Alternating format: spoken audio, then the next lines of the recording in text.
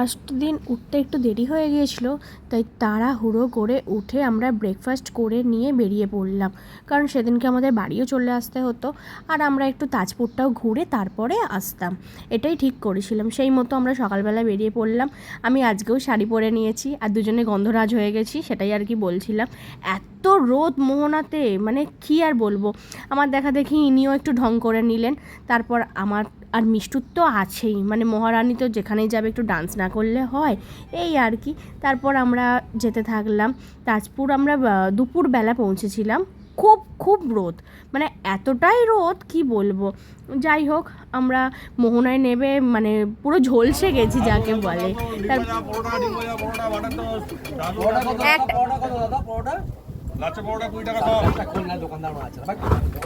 যে এসছেন, মানে আবহাওয়াটা কি আপনাদের কেমন লাগছে?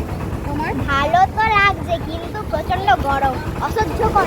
এমনি কি ভালো লাগছে? না না, একদম মোটা রোদে প্রচন্ড রোদ, মানে প্রচন্ড রোদ। আমরা ভেবেছিলাম একটু ঝড় বৃষ্টি হবে, তা হয়নি।